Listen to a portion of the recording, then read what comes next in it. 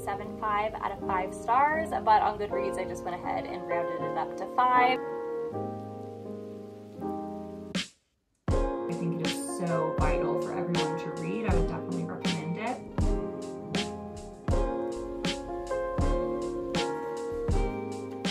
We're diving into some really messed up things that happened in her life.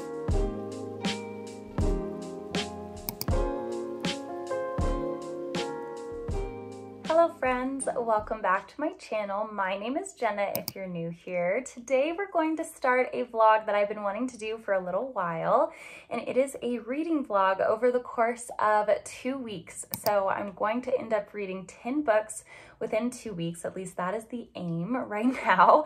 And this was inspired mostly by the intention of mine to finish out my reading challenge for 2023. So I set the goal for myself on Goodreads to read 60 books within the year, and right now I am pacing about 11-12 behind schedule. So I am close to finishing 3 different books right now, and I will begin new ones in the 3 different platforms that I enjoy reading. And so I thought it was the perfect opportunity to A, catch up for the year on my reads, and B, to film this reading vlog that I had been wanting to do for a little while. So this is going to be very cozy, fall themed. We are going to hit many different genres, so just beware that we are going to read within thriller, historical fiction, nonfiction, and romance, and even fantasy. So all across the board, I love reading in various genres. So that is what we're going to do for this little vlog. So let's get into the 10 books that we'll be reading. So I like to read books through audiobooks, which I read on Libby, through Kindle, and then through physical books. So obviously physical is my favorite way to read, but Kindle Unlimited provides a lot of reads that I'm able to get at a faster pace than physical books. So I love reading on my Kindle as well. And then audiobooks as well, I love to kind of supplement, and then that way I can read while I'm driving or maybe multitask while I'm working. And so I really enjoy doing all 3 formats. So that's what we're going to do for this vlog, is we're going to do all 3. So first, for audiobooks, we are going to read 3 audiobooks. And those 3 are Sharp Objects by Gillian Flynn, The Huntress by Kate Quinn, and Stolen Focus by Joanne Harry. So obviously already here we're hitting thriller, historical fiction, and nonfiction. So we're going to read these 3 books, and I'm going to go into them and break them down within their reviews after I finish each one. But also a trigger warning for Sharp Objects is it is a very dark read, so just beware. If you want to go ahead and skip to that description now, I'll kind of break down that book if you're interested in reading that one. So I just wanted to provide that up front. Now the 3 Kindle reads that we're going to be touching on, one I am about 60% of the way through, and that is Set the Stars Alight by Amanda Dykes. And then we're going to transition into a thriller, The Housemaid by Frida McFadden. And then we're going to go back to the romance category, and we're going to read Things We Left Behind by Lucy Score. And this one in particular is the 3rd in a trilogy, and so don't start there if you're thinking about doing that. Although each could be read as a standalone, you're going to miss a lot of context because it's very community and world building. So I would definitely start from the beginning with this, but this is the 3rd in the series. And then lastly, the 4 physical books that we're going to be reading. One is one I had to read for work. So this one gets to be included because it is technically a book, but it is not a fun one, and it is not one that I recommend. But it is the Adweek Copywriting Handbook by Joseph Sugarman. And this is one that we read as a team. We do a lot of self-development work and a lot of training as a team. And so my strategy department is actually reading this book, and I am nearly finished with it. So we're going to finish this off together. And if you are interested in copywriting or you want to hear more about this, you can skip over to the description of this book as well. And then we're going to switch over into fantasy, which I have to say is probably one of my favorite genres. I don't exclusively read in fantasy because I do really appreciate all the others, but if I had to choose one, I would probably just stick with fantasy because it's definitely my favorite. But we're going to read Heir of Fire, which is the 3rd book, within the Throne of Glass series by Sarah J. Maas. And obviously this one is very trending and well known. I have already read ACOTAR and started there, and so this is my third in the Throne of Glass series. I decided to start with the romance order, so I did not read the prequel to Throne of Glass yet. So after I finish this one, then I am going to jump over to that one. So that was the recommended order to read, so I apologize if that is the incorrect order in your mind, but that is what we're doing so far. So no, I have not heard Sam's backstory, but I will get to it very soon, and I've heard it is very sad, so we'll see. And then after I read that, I am going to pop back over into the nonfiction world, and I am going to read The Gap and the Gain by Dan Sullivan. And this book was actually given at my last teamwork days when I went over to Indiana for work, and we did a bit of a workshop on this book, and it seems so fascinating to me. So I love leadership self-help type genre books. It is really fascinating to get into. So that is within this category. Usually I like to listen to it in audiobook format. Oh, we lost the, never mind, you didn't see that. But usually I like to read these in audiobook format because it's kind of like a podcast, but they gave us free copies of this book, so I will be reading the physical version. And then the last physical book that I am going to read is actually on the way from Amazon, and that is Magic Hour by Kristen Hanna, and she is one that I really like to collect all of her books. So those are the 10 books that we're going to shoot to read within the next 2 weeks. Wish me luck. I can't wait to bring you along for some reading time and to enjoy this cozy, now chilly, crisp fall weather that we're getting, so let's get into it.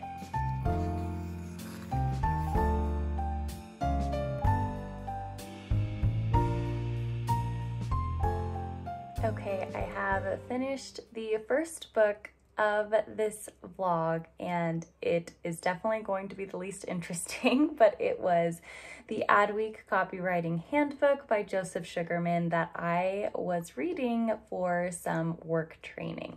Many people read this in school. General thoughts and summary is that it is just very, very outdated. He is a top copywriter and has some valuable insights, specifically the psychological trigger section I found interesting, where he talks about the various psychological triggers you want to play on in good copy, such as a sense of urgency or a need for inclusion or connection. So he talks about those. I found those interesting, but by and large, it is very outdated. It would be good, very, very effective if you're writing copy for newspapers, for magazines. It is kind of a good, helpful overview. Is it worth reading the whole thing? No, it is not. Is it worth having on hand as a potential resource if you are a copywriter? Potentially.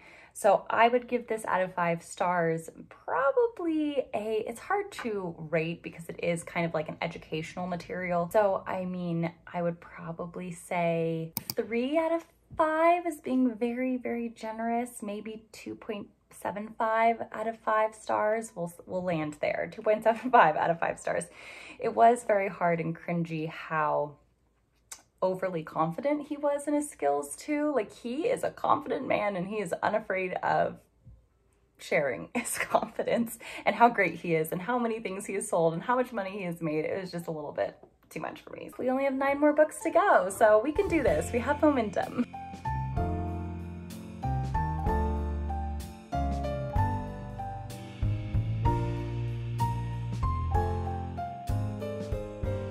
Hello, it is now Tuesday, and last night I did finish the audiobook Sharp Objects by Gillian Flynn. I did say Jillian earlier in the intro, but I have since discovered, since watching some YouTube videos breaking down and reviewing Sharp Objects, that it is actually Gillian Flynn. So let's talk about it. Want to be very clear that it comes with a lot of trigger warnings.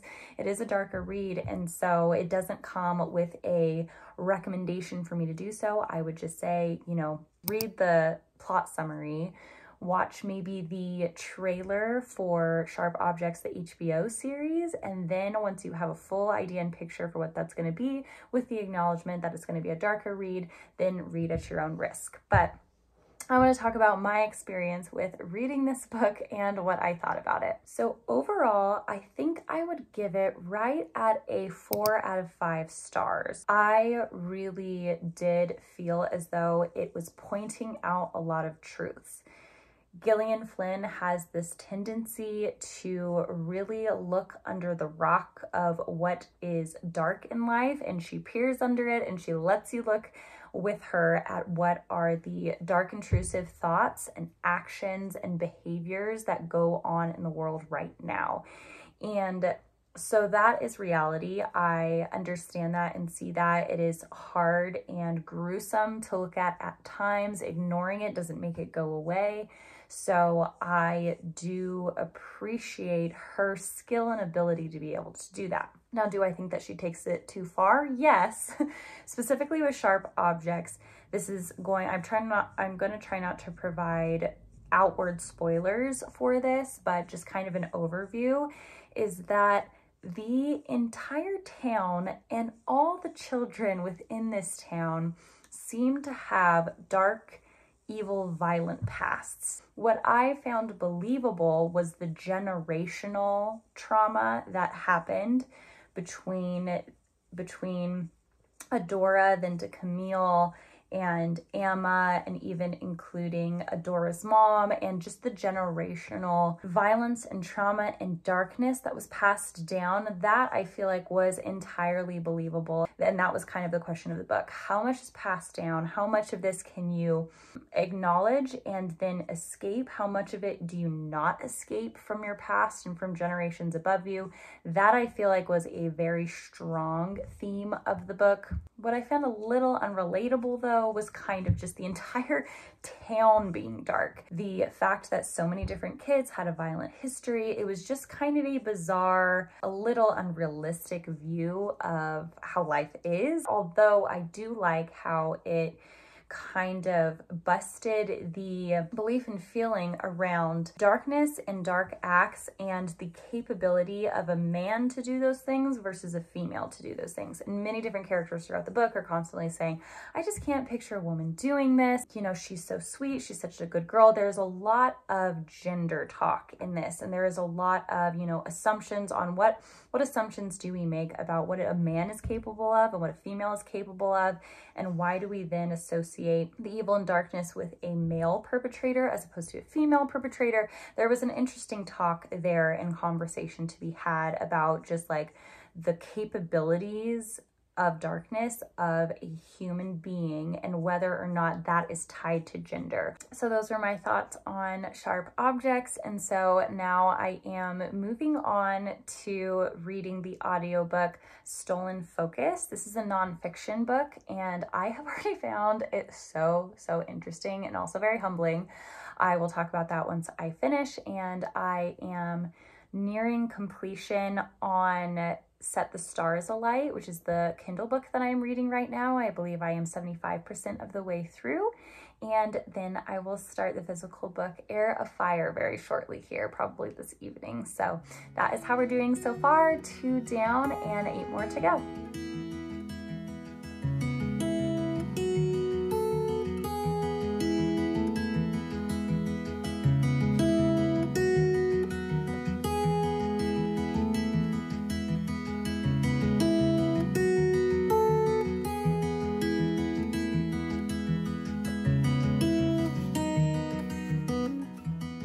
Okay, I wanted to check in because I forgot to after the most recent book that I read, and I am currently organizing little baby socks in my son's room because we need the larger sizes and we have all of them together, like the 0 to 6 month and then the 6 to 12 or 12 plus, I don't know. So I need to actually sort these. So that's what I'll be doing as we talk about Set the Stars Alight by Amanda Dykes. This book, I did not actually know it was Christian fiction when I first started it. It's kind of fun to say, Christian fiction. The only author really that I've read is Francine Rivers. So she's most well known for Redeeming Love, but I actually personally loved her Mark of the Lion trilogy. That trilogy is so good. It's just really cool to read that series and see how all of the different pieces weave together. And speaking about weaving things together, the book Set the Stars Alight, that is one thing that it does so well, is that it weaves details together, and you don't really see it until maybe 50%, maybe 40. You are reading these two different stories in different time periods, present day and then in the 1800s. You don't really get a sense for how they connect for the first half. And then about 40-50% of the way through, you're like, oh, okay, so these are meant to weave together.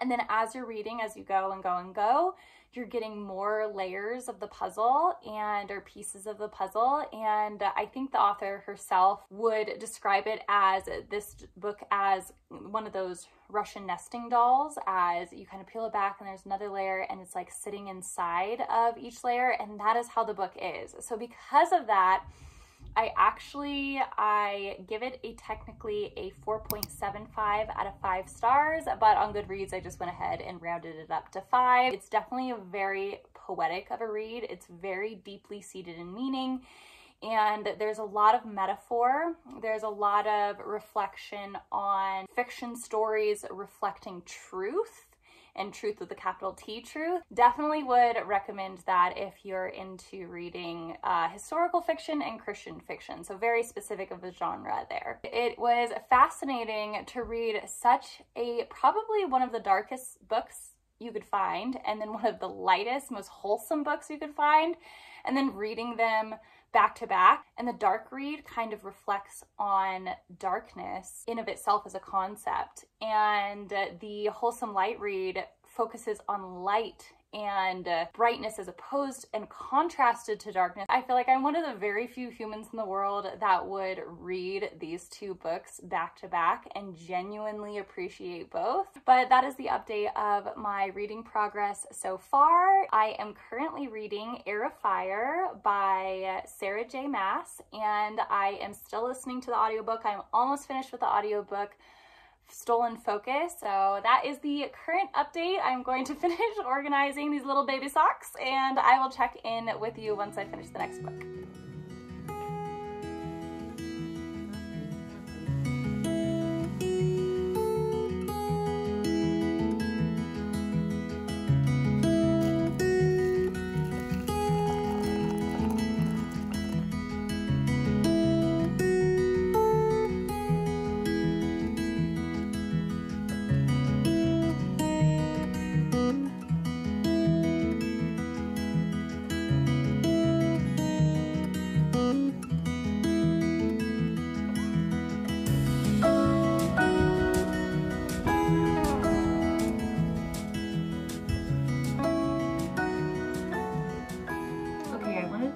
Check in because I recently finished the book Stolen Focus by Johann Hari. I believe I did call him Johann earlier, or Johann, and I apologize. But my thoughts on the audiobook, because that's the format I read it in, it is such a good book.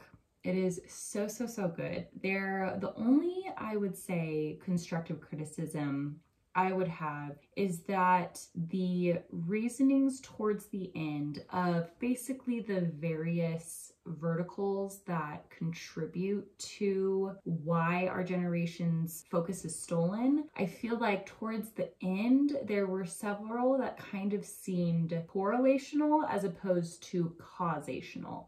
And so in that sense, I feel like the solutions presented were not as productive as they could have been, but the presentation of the problem was so good. It was written in an engaging style. I wanted to listen to it at all hours of the day. I was so fascinated by it, so alarmed by the statistics, and wanting to know what I can do to help this issue. A lot of the sections about the big tech companies contributing to it and what drives their motives there, and I think that what was the most compelling solution, and then I feel like the book kind of branched into these various avenues that were slightly unnecessary. The portion of the book that talked about the design of our media being so vital, that the algorithm that currently runs Google and Meta and all of these big tech companies is the origin of the issue, and that is what's perpetuating these negative taglines or headlines. That's what's making people feel as though the world is a dark, dangerous, scary place, feeling depressed. I feel like the solution is in the design of these medias, because we cannot get away from technology and still live in a modern world. You can go the route of, homesteading, living off the grid, but for the majority of people reading this content, they're not going to be able to necessarily go tech free, and their lives are affected by an algorithm. And so I think that there was like the meat of the subject and needed to be explored more, and or the book kind of halted or focused more in that lane. So I feel like it did kind of branch around to different topics. And so because of that, I feel like the rating of the book that I would probably give is maybe 4.25 out of 5 stars is what I would say, even tilting over to maybe a 4.5. But 4.25 out of 5 stars is a pretty solid rating that I would give this book. I think it is so vital for everyone to read. I would definitely recommend it. We're now moving on to the second half of our book list. I don't know if we're going to get to every book in this vlog. I am trying to, but it is turning into a very long vlog. And so right now, I think it has almost been 2 weeks since I first started this. And so I am going to end the vlog no matter what this weekend. So I will continue to check in as I finish each book. I am currently in the middle of listening to The Huntress by Kate Quinn. And I'm also reading the third book in the Throne of Glass series. And so far, the third book is so good. 2 super, super long books. So I'm getting a little stuck in the momentum with these 2 books. I'm also reading on Kindle The Housemaid by Frida McFadden. So those are the 3 books that I'm in right now. So my kind of goal is to finish those off before the end of this vlog by this weekend. Fingers crossed that we accomplish that together. And then we will just discuss how we feel about those 3 books. Does that sound good? That sounds like a plan. Okay, I'll check in with you soon. Hello, friends. So it is about time to close out this vlog. So I just finished 2 more books, and then I wanted to update you on reading progress in general. Some of the books that were on my list that I haven't gotten to yet, some that I'm in the middle of reading, and some that I have ended up reading that were not on the list. So let's get into it. Let's talk about the books that I have read and finished. So first there was Heir of Fire. Now I was a bit of a harsher critic on this series when I first started. I knew that she wrote the first initial book when she was still a teenager, and so that kind of was in the back of my mind as I was reading it, and I loved ACOTAR so much. My standard was so high that I didn't think that anything could hold a candle to ACOTAR, even though I saw all of the content that talks about how good Throne of Glass is as a series. I was still a little skeptical. Then entering into the first book, I just felt like there was a lot of goofiness with the writing style. I don't know why the editor has not removed the exclamation marks and the quantity of exclamation marks that are in the initial Throne of Glass book, but it is so off-putting, and certain things like that just gave me, not the best feeling while reading it, kind of like I was reading, a book written by a teenager, like I was reading youth fiction. So that's kind of how it felt for the first book. Second book was a little bit improved, at least in the exclamation mark category, but still a few like funky things. She's only 16. How has she had time in her life to literally do all of these things? And that's still kind of a critique with the third one. They keep talking about, these long stories she gets into of how she's danced with all these different people under moonlight. And I'm like, she just turned 19. How does she have time in her 19 years of life to do all of this? It is impossible to do all this when you're 19. But aside from the few little elements like that just need some ironing out and need some maturity added to it, The third book has definitely hit a different groove than the first two did, and I am so excited to read the rest of the series. I feel like this was a transitioning point back into kind of the Fae world, kind of put me back into the ACOTAR space, whereas it took kind of a 3-book warm-up to get there. Overall, so good. I give the book probably an even 4 out of 5 stars, not getting higher based on those kind of goofy elements still that are in there, but I just see this series getting better and better. I ordered the Assassin's Blade and Queen of Shadows, I believe is the 4th one. And so I was advised to read Throne of Glass first and to read Assassin's Blade after reading the first 3. So that is the recommendation I was given by a close friend. So that is what I chose to do. And I know that there's so many different reading orders, but I am about to read the Assassin's Blade and then I'll go into Queen of Shadows. But I did order those 2 and I am so excited to keep reading into the series. Okay, so the next book I read was actually an audiobook. And I mentioned that these 2 books I was really stuck on because this was a 19-hour audiobook. I could have read like 3 or 4 books in the time that it took me to read this 19-hour book. And for historical fiction, initially, I almost didn't read the book because it was so long, because I like historical fiction, but I kind of sprinkle it in, you know, once every 10, 20 books or so, I'll read a historical fiction. It was so good. I loved the style of basically having a gang of main characters trying to solve and find this character. Basically the premise is that the Huntress is talking about a Nazi female who is in hiding after the war, and there is a group of people who are trying to hunt down and bring to justice these Nazi war criminals at this time. And so the Huntress is based off of a true character.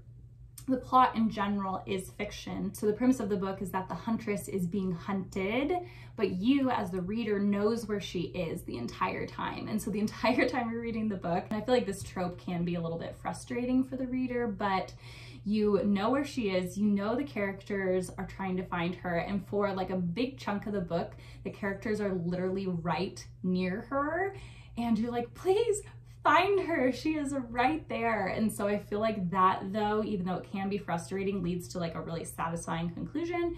And so I really loved the wrap up. I do really love Kate Quinn's style of writing and how she makes you feel like you're there. She also sheds light on little known kind of niches of groups or troops or characters or people during such historic time periods that you have no idea about and you haven't heard about. I don't know how I haven't ever heard of, you know, Lady Death, the Night Witches, the Huntress, how I've never heard of these people who were actual real life people. And it is just fascinating to read from their perspective and their story. There's a lot that talks about kind of women in World War II, so I really like that she does that. And so long story short, it was a good read. So with all of that said, I would give it roughly maybe a 4.25 out of 5 stars, deducting some starage points based specifically on the length. It was really hard for me to get through. I feel like it didn't need maybe 6 hours of the 19-hour audiobook. I don't know what that would equate to in pages or chapters, but I feel like it did not need to be that drawn out, and I loved the different stories and plot lines it was following, but it could have done so in a far more concise way. Okay, so let's talk real quick about the books that I did not end up getting to and the books that I'm in the middle of. So there are 3 books that I did not end up getting to yet. The first is Magic Hour by Kristen Hanna. Here she is. She's not very long, so I feel like I'll be able to tackle this very soon and quickly, but Kristen Hanna always gets the waterworks going for me. I cry at every single book I have read from her, and it's not just single tear, it's like ugly crying. So I feel like I haven't been in the mood to cry. I don't know. I actually don't know anything about this book, but I know that I love her as an author. So I ordered it. We will see. I've just not been in the mood to cry lately, so I haven't picked it up yet, but this will be very shortly coming. And then the other book that I haven't read is The Gap and the Gain. Haven't gotten to that yet, haven't opened it, but again, it doesn't look like a very long or difficult read. I'm sure it will breeze by quickly. The reason I haven't is because I actually started reading this. It's called The Elements of Choice, and it is by Eric J. Johnson, and it is Why the Way We Decide Matters. This is a book I am actually reading along with my coworkers as part of my strategy team. So this is what I'm reading right now. So far it's good. I'm gonna say it's probably gonna stay in the upper 3s for me. I feel like it launched a little too quickly into the content without any introduction whatsoever. You're just kind of blazed forward into it. And there hasn't been any kind of revolutionary conclusions or examples or insights that I've gained thus far reading 2 chapters, but this is one of those with very few chapters. So I am maybe, I don't know, I haven't this much into it. So not super impressed as much into it, but it hasn't been super bad so far. So after I finish this, then I will read The Gap and the Gain. Also, I am still in the middle of reading The Housemaid.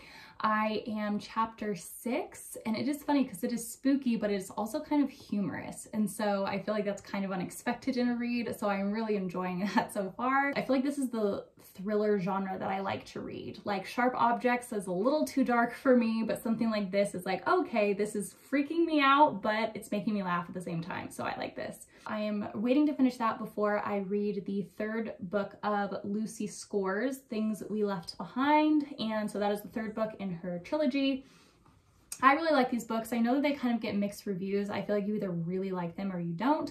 They are a bit lengthy, but it really dives you into this small town and these characters in this world. And honestly, even though it is a little too detailed, lengthy, could be shortened, all the books could be chopped almost in half in terms of how slowly the plot moves. It makes you feel like these characters are a part of your life, and I often think about these characters. And so I feel like that isn't always true for every book that you read. Sometimes if it's too fast-paced, you don't care about the characters, but for this book, I feel like I genuinely care about the characters, so I like reading it, and I look forward to reading that one soon. And then another book that I decided to start reading, so basically I have a physical book going, a Kindle book going, and an audiobook going at any given time, and so I kind of have my next up on the list. And so because I finished my audiobook faster, and I think the only way I'm going to be able to finish my book goal by the end of the year is to read more audiobooks, because I just don't have the time. Everything else happening towards the end of the year to read 20 more books. I think 19 maybe is on my list, 18, 19 between now and the end of the year, and it is November 17th today. So I have a month and a half to read 19 books, and I average about 5 a month.